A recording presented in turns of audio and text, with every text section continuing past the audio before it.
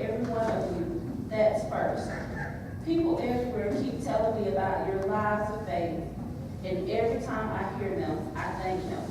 And God, whom I so love to worship and serve by spreading the good news of His Son, the message, knows that every time I think of you in my prayers, which is practically all the time, I ask Him to clear the way for me to come and see you. The longer this waiting goes on, the deeper the ache. I so want to be there to deliver God's gift in person and watch you grow stronger right before my eyes. But don't think I'm not expecting to get something out of this too. You have as much to give as I do to you. All right, that's the message about somebody got the rape about 8 through 12. First, I thank my God through Jesus Christ for you all, that your faith is spoken of throughout the whole world. For God is my witness, whom I serve with my spirit in the gospel of His Son, that without ceasing I make mention of you always in my prayers, making request, if by any means now at length I might have a prosperous journey by the will of God to come unto you. For I long to see you, that I may impart unto you some spiritual gift, to the end ye may be established. That is, that I may be comforted, together with you by the mutual faith both of you and me. All right. So here we got Rome chapter 1, Paul was talking to believers in Rome, talking about basically how God has used them and him to set up a church. He talks in verse 8 about their faith, their lives, and things, the good things that he has been hearing. He even talks about the worship that they're doing. He talks about, let's see, that he can't wait to get there, and he's waiting to get there to see what God is doing with them. And he's writing, so he says, I'm writing this. I wish I could do this in person, but that's another thing that he had going on also with that. But he said, now he picks up in verse 13, and I don't know if I'm going to finish this tonight, but in verse 13, he says, reasoning. Now I would not have you ignorant, brethren, that oftentimes I purposed to come unto you, but was let hitherto that I might have some fruit among you also, even as among other Gentiles. I am debtor both to the Greeks and to the barbarians, both to the wise and to the unwise. So as much as in me is, I am ready to preach the gospel to you that are in Rome also. For I am not ashamed of the gospel of Christ, for it is the power of God to salvation to everyone that believeth, to the Jew first and also to the Greek. All right, read that verse again, because here we're going to springboard, here we're going to hang our hat, because there's some things that are going on in our world, in our nation, and it's like people try to use Christianity to keep people.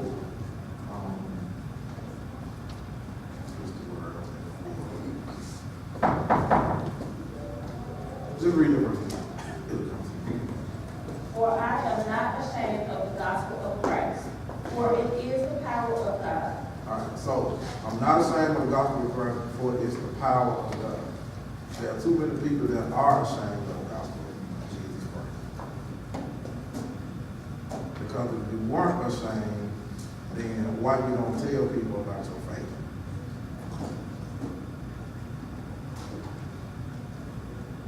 Either are we ashamed or are we not ashamed? Do we act like we understand that His power in His message, His power in what God continues to do for us on a regular basis, His power in our faith? How do we share our faith with individuals? Are we afraid to have the world dictated in such a way that we are scared to call wrong and right?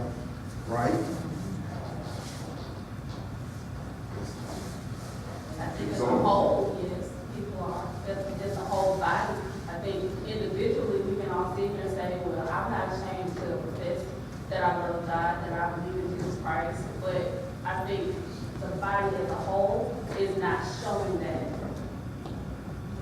And I think so many people, so they don't get to the part where it tells, you know, you're not conformed to the things that we're transformed. And we get to that conformity because we don't want to offend some other people. We don't want to basically step on other people's toes, not realize that everybody else professes their faith. And they do it boldly and wholeheartedly. So what makes it wrong if we do ours, you know? And that's where that political correctness or the political consciousness part comes in. So how do we deal with it? Like how do we? You just leave who you are and knowing, okay, this is God, what I'm saying with me. God doesn't me. But if I don't agree with something that you are doing, as far as my faith is concerned, does it mean that I hate? No. But people confuse it. That's the message that They is confuse it going with out. judgment. Like you're being judgmental because Exactly. you disagree. And here's the thing. No, God didn't tell us to judge, but He told us to inspect fruit. I mean, you judge. I mean, you don't bite into an apple and want it to taste like a peach. When you get ready for an apple, you want an apple. You get ready for an orange, you want an orange. So how are you gonna know what it is? It may look like something on the outside, but until you taste it, it may have worm in it. But be right. You know, me and Karen go back and forth about this thing in our house. Like I am and I guess and I'm sorry that I'm this way, but I can't help it. Like here in Tuscaloosa, those of you that are from this area, I know many of you are not, but for those of us that are, if you ain't ashamed to admit it, we have a bread store on the west side. Right? And we used to go to the bread store, and what they did, and what we didn't know as children, but our parents knew, that all that stuff mostly in that store was out there. Everything in there. All the bread that was is the day the 12th, and the bread that had the 11 on it, they sent it to the bread store. And then they sent it to us cheap. Alright, but you know, I'm an inspector. So one day I was reading, I was like, man, you know, I used to like pecan roll. Alright? I mean, that's what I used to like. And one day I, you know, get your mouth tuned up for a pecan roll. You know, I didn't eat mine like everybody else. I unwrapped mine. Some of y'all don't do that. Yeah. And if it was a good day, I put a piece of cheese. Yes. I put a piece of cheese, felt like cheese on mine, and just see y'all. You got to be country, you don't know. I know y'all city people don't understand, but what me and Bob was saying, because it had nuts in it too. I would unwrap, but this particular day I got it, and then I would throw mine in the microwave and melt the cheese on it just a little bit. And I would booze it, and I would eat mine with a fork. But anyway, now tuned up, you know, got it just right, put it in my mouth, and it was damn. I was so mad. And I told him, man, we gotta quit going to the restaurant. I said, all this stuff ain't no good. She said, it's something good, it's just a day old. I said, a day old? Yeah, this is a day old bread store. Whatever. Anyway, I said all that to say this.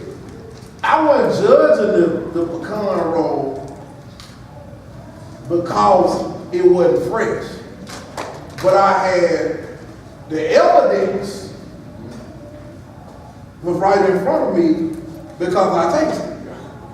That didn't mean I was judging. That didn't mean that was I wasn't eating no more pecan roll. It was just to mean that particular package wasn't going to be ate by me. That batch. Yeah, that particular batch. Yeah. I mean, I'm like this. When I'm the type of person, I'm a fish person. I don't care what his first name is, as long as his last name fish, I'm eat. But when I eat fish, I want fresh bread.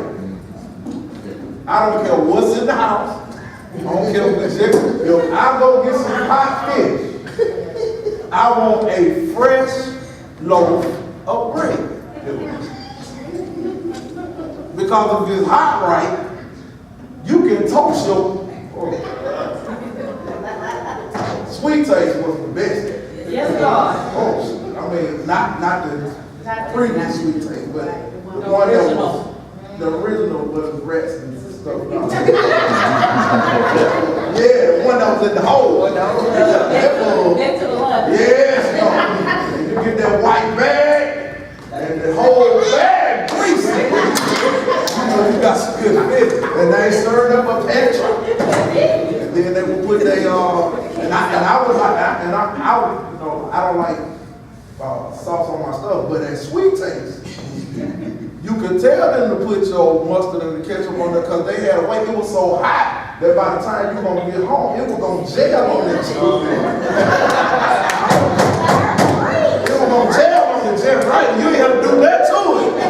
But get your bread, and well, your bread was up under there, so you get you another slice of bread, put on top, and go time. But anyway, I was talking about the bread, that damn bread. So, just because you don't agree with something the individual is doing doesn't mean that you don't care about them, don't mean that you don't love them, doesn't mean that you're not judging them. It's simply that there are some things in our faith that we should stand up for, we should stand up and not be ashamed about it. I told y'all last week, and we went on last week, we on the night, right? So I got invited to the preachers meeting up in Birmingham with the students and all that kind of stuff. And I replied back and I said I won't be able to come. There are two reasons why I couldn't come. Number one, it was during work hours.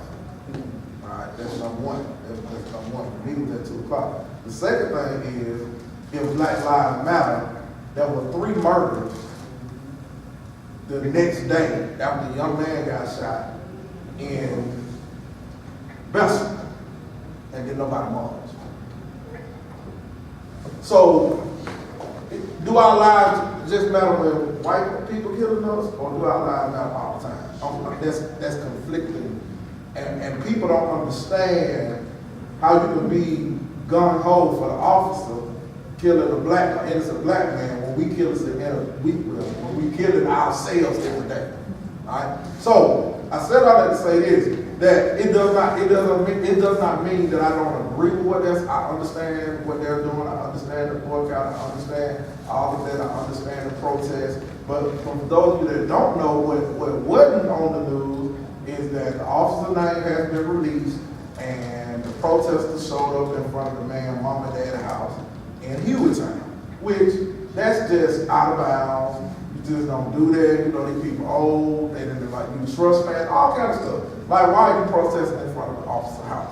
And the officer has a family. He has children that are going to school with our children and are being targeted. It's just a whole lot of stuff.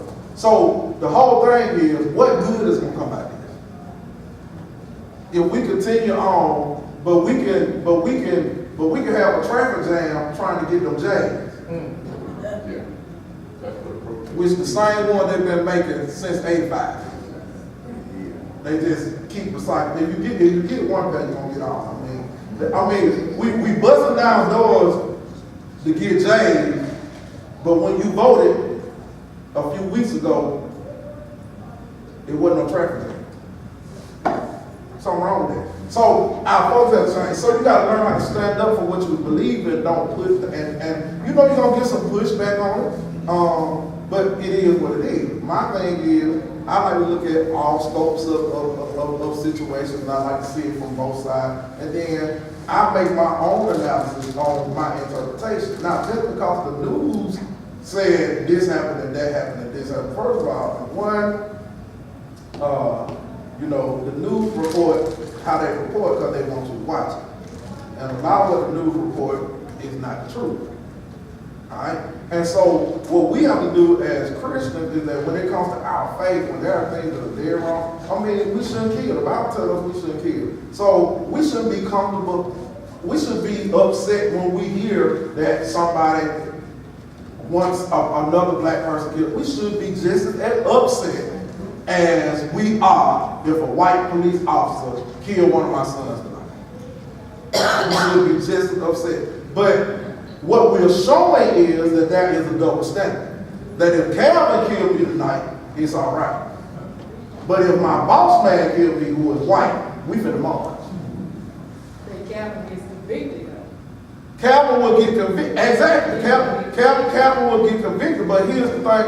Here's the other side to the coin about that.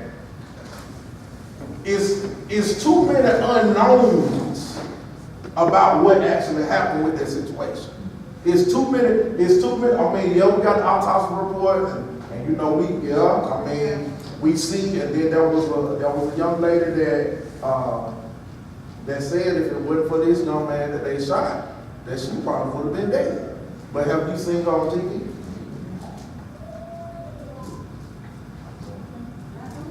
You ain't gonna see it. I read it.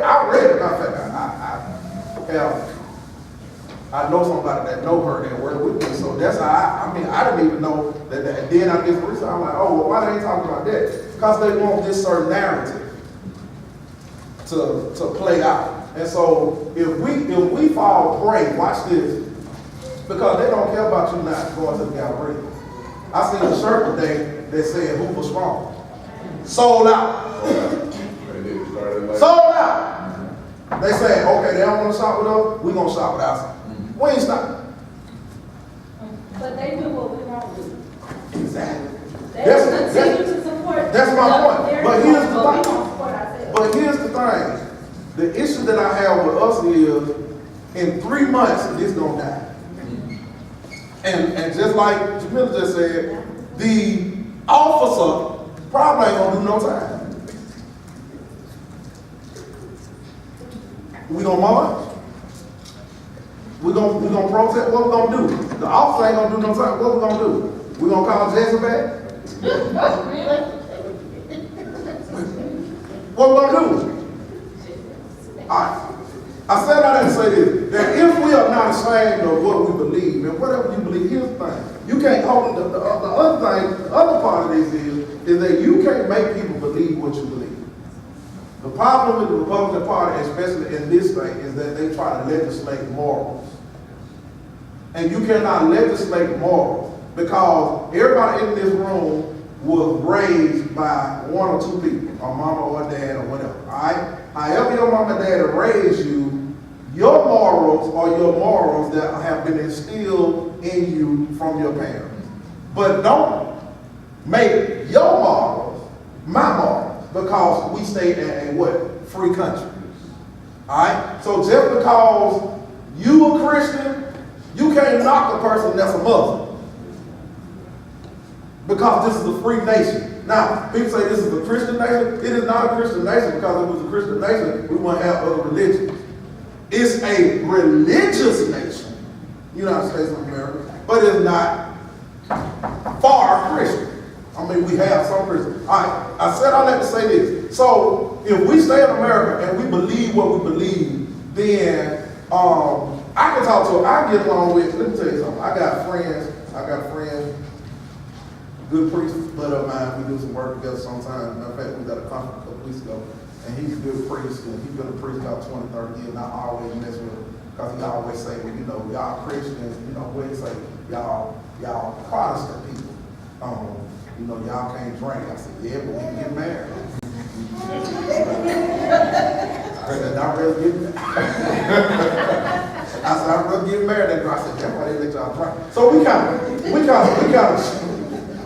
joke with each other about that, and we have some heated discussions sometimes, and we both leave the table saying, okay, I believe this, and you believe this, but we still gonna be friends.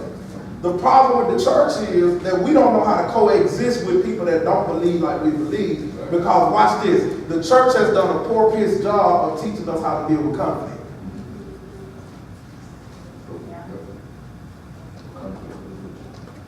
You know how to deal with conflict. When somebody don't believe like you believe or won't listen to what you say, you get hot and you won't talk to them for 3 months. Instead of learning from what they said and think about the differences that y'all have and see what commonality that y'all have so y'all can coexist. And the church has been great at being divisive. Because folks want to talk about Martin Luther King and what they did. One thing they were together. Now they were there. And at that time, marching and picketing and all that kind of stuff worked. But I think what has happened is it's like Joseph Walker said, Bishop Joseph Walker says, it's like frozen success. Frozen success is that it worked one time. So if it worked in the 60s, it's gonna work now. No, you gotta change the way you do things. You gotta change your scope. We say we ain't going to the Galleria, they make a shirt saying stand strong Hoover, whatever, hashtag Hoover strong. Sold out. So they saying, okay, the counter is, they ain't gotta shop with us. We'll shop with ourselves. The other part that you don't know is that since that happened, since the protest has happened, their revenue income has gone up 90%.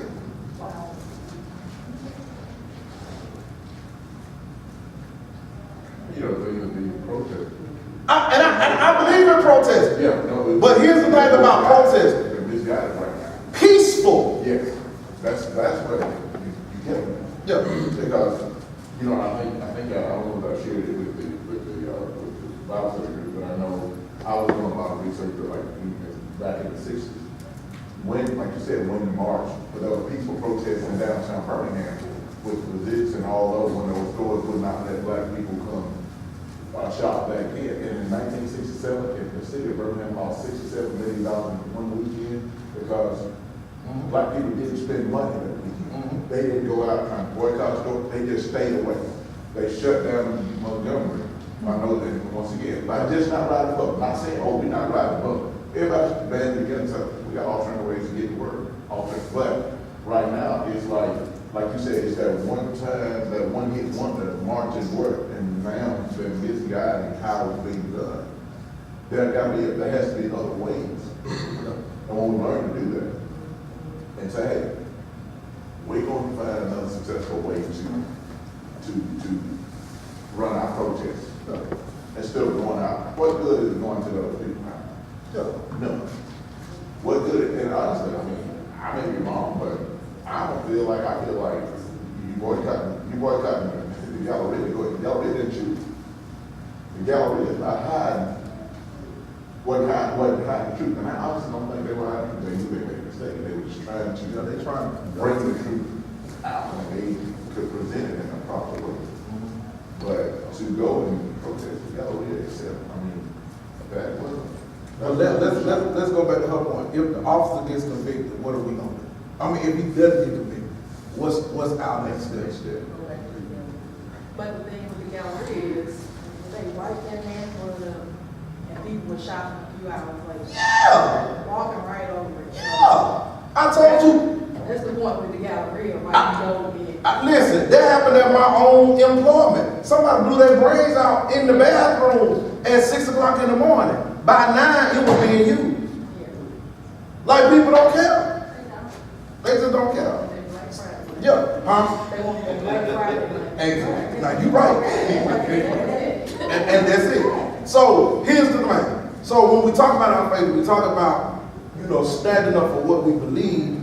Everything you believe, people are not going to agree with. Everybody got an opinion. It's your opinion. There are some people, I know some people that grew up with our parents and our grandparents, and they despise the University of Alabama. They just hate that. I know there are people in this town that remember, in the middle of where the University of Alabama sits now, close to Denny Chimes. That's where they were selling slaves. All right, which, okay, it's good to know that, but now let's just be honest. Vivian Hood and what's the name? What's the man's name? Well, anyway, the black people brought the barrier of the University of Alabama. All right, and even though, here's the thing, I tell people this all the time: it's racist folks everywhere. Racist folks everywhere. So just because a person says the University of Alabama don't mean that they believe in the history of every state got some bad history. All right, if that's the case, we just need to move out of the country. All right. So I said all that to say this. So the law is the law, and so back to what I said. We cannot legislate morals. And if we cannot legislate morals, then that's why The Republicans got a plan in this state, and they doing it, and it happened. It just happened. Every state office is held by a Republican. The majority. State office. They have a plan to totally take over this state. And it's working. You know why? Because we believe the rhetoric. We don't believe, man, let me tell you, it's still people in 2018 that say they vote on them. I'm talking about grown folk, older than me. I ain't going to vote. My vote don't count. And they know. That's why we get beat 6 to 8% to 32%. Because they know we stand at home. And if we just do the math, we are not the minorities. No, that's the people. That's the rhetoric. Exactly. We are not the minorities. And this is. But we are the minority voters. Yes. But we are not the minority. And if we understand, if we just get up and get our tails off our posterior and go to the polls and put some folk that believe for all and not gonna say, you know, this party is the party, this is the God party, and we don't want no gambling because, you know, that's gonna hurt our Bible base. And them the main jokers running the Mississippi. Well, and they got they got all. They ran what? If you check, let me tell you, I'm gonna tell you something. If you check these candidates or these elected officials that we just elected, if you check their what's the campaign contribution, you will be amazed at who gave them money. The folk from Mississippi, the Indians, they did. And folks say, well, how you know? It's in black and white. It's public record. Every candidate has, but they know we ain't going to do no research. Don't read. Because we waiting on somebody to tell us, Tom Jordan, Steve Harvey. We waiting on somebody to tell us, and the information is right there. So I mean, nothing against those guys, the guys. But we always waiting on somebody to give us something. So that comes a point in our life that we got to stand up for what we believe, and you have to actually tell people, we got to agree to disagree on this. I mean, I understand your position, but we got to agree to disagree on that. And so that's what Paul was telling the Romans. He said, I've heard what y'all been doing. Y'all been doing some good stuff, but it's some stuff I need to talk to y'all about that y'all haven't been doing. There's some stuff that y'all need to get straight. He says in verse 18, and my time almost up. I didn't mean to forget, but I can talk about politics all night. For those that don't know, I got a minor in political science, but don't tell me about it. And it's just like when I have this conversation with Caucasian, my Caucasian friend, and we talk about the 60s, and we talk about, you know, how this country, and then this is what shocked all of them. I mean, it's so amazing to me that when I go to people's house and they try to prove to me that they have black friends. Yeah. I mean, they're like, yeah, you know, we used to, you know, we used to, when we get done, I had some friends, and my mom, I'm like, okay. And I said, what about politics? Because I'm seeing Fox News on it. And I said, what about politics? And we start talking about politics. So what you think? I said, well, you know, they love Trump. I said, Trump is the president. I said, if the White House called me and told me that he would come to my church on Sunday, I said I would roll out the red carpet, I would respect him. I said, but I would not miss the opportunity to tell him what I think. And I said, that's the issue that I have with African American leaders. That if you get called to a table, it's your responsibility to bring information from us and let them know. You ain't at the table because you just at the table. You at the table, you got responsibility to your race. Alright? So when I started this conversation, this is what I say. And this all messed me up. I said, let me say this. I said, I like politics. I said, I think it's fascinating. I said, but I don't like when Fox News or any other political analyst compares Donald Trump to Richard Milhouse Nixon. And they look. And they say, why? I said, they said there are so many similarities. I said, no. I said, Richard Milhouse Nixon was a smart man. I said, who would have ever thought that a president, because he knew that he was about to go down, would sit up 2 or 3 days and erase tapes? I said, that's a brilliant. I said, in that day, what about thinking about that? Who would ever thought that a president would be so undermined that would hire somebody to break into the Democratic headquarters. Call it Watergate. I said, no. I said, Richard Milhous Nixon was one of the most prolific political minds of our time. They look crazy. And I said, I'll tell you another thing. Can I tell you something else? They said, yeah. I said, I think George Curly Wallace Sr. was a great political mind. You do? I said, yes. I said, because George Wallace was a politician. Politicians say what they need to say to get elected. And I said, there's no other person that used their wife as a surrogate because they were at the term. I said, that's a lot. You gotta have, you don't think this stuff up, you just don't get up. So I get them on my side. But then this is what I say. I said the other part that black people don't say about George Wallace is that if it hadn't been for George Wallace, we wouldn't have no community colleges in this state. Did you know that? No community colleges. George Wallace started the community college era in this state. So he did some good. I said all that to say this. If all you're looking at is the negative in everybody that you don't like or you don't agree with, then you will never see the positive that they do. And so we gotta quit being one-dimensional and thinking that everybody think like us and everybody believe like us and everybody raise their children like everybody. I mean, I educate people that work with me every day. You know what I'm saying? I tell my social worker all the time, you gotta be careful. I said, you ain't gonna go to these black people house and call these 91-year-old ladies Nelly. You gonna say miss. Because that's disrespectful. I had to teach them that. Like, why they respond to you? I said, because you're not being, you need to put a handle. I mean, you ain't gotta call that last name, but at least put a miss on their first name. These folks 90-some years old. Still in their right mind. Still remember when white folks wouldn't say that to them. All right. So, let me read this verse on this time. When you ignore God's lead, it causes something to happen in your life. When you ignore what God is saying, what God is doing, I believe that there are leaders for every generation. The problem is, we had Malcolm, we had Martin.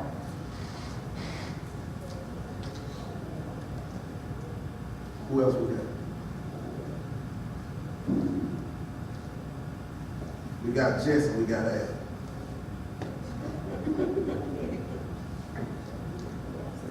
Who else we got? In this state we have Bishop Calvin Wood, Reverend Abraham Wood. In this state we had N.A. Smith.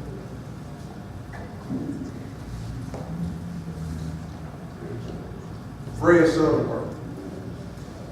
What's the judge name down there, Walter? Utah?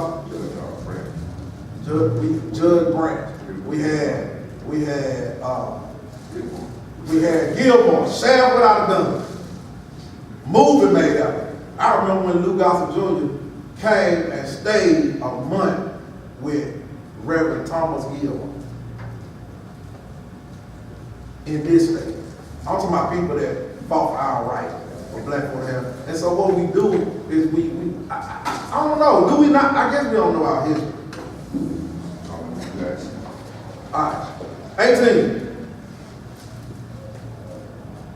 For the wrath of God is revealed from heaven against all ungodliness and unrighteousness of men, who hold the truth in unrighteousness. Go ahead. Because that which may be known of God is manifest in him.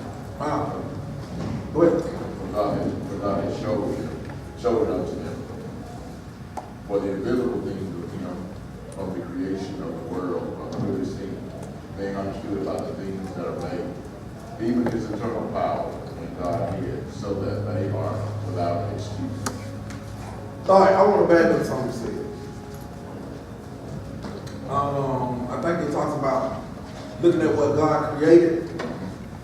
And I'm going to stop right there because I'm not going to be on this all night. Like, when was the last time that you really stopped and you really looked at the earth, what God has created. And do you believe that he created it? And if you don't believe he created, well, I don't know, I can't take that for granted. Okay, do you believe God created the heaven and earth? You believe it? Everybody who believe that pretty much? Okay, fine. You know, we got some smart people. All right. So what if I told you that they could create storms?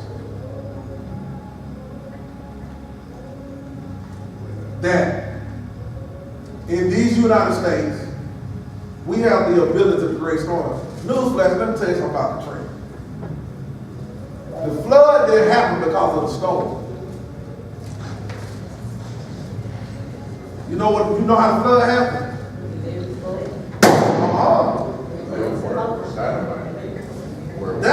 They kept it closed until a certain time. Yes. And the pressure busted. So those that believe God, he created everything, the heavens and the earth and the stars and the moon and all that kind of stuff. Watch the message that this country tries to send. Every time the economy is not good, or they say we about to enter a recession, watch what happens. Storms come from everywhere.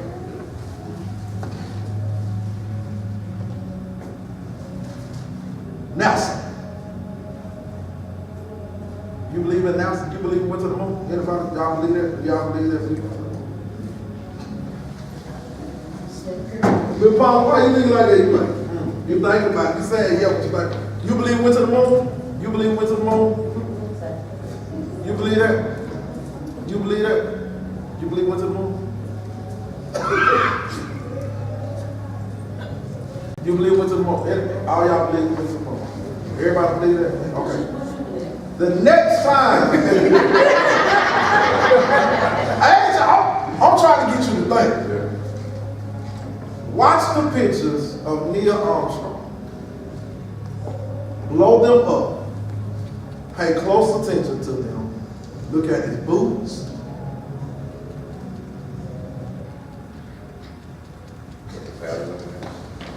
Look at the atmosphere around, and then compare.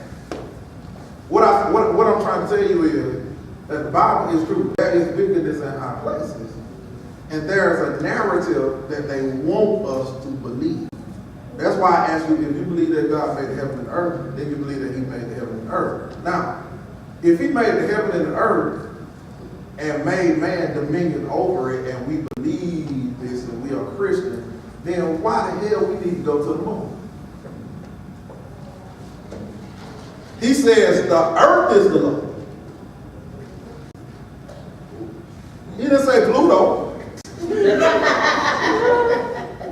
He didn't say Mars. He didn't say Venus. He didn't say Jupiter. He says the earth is the Lord.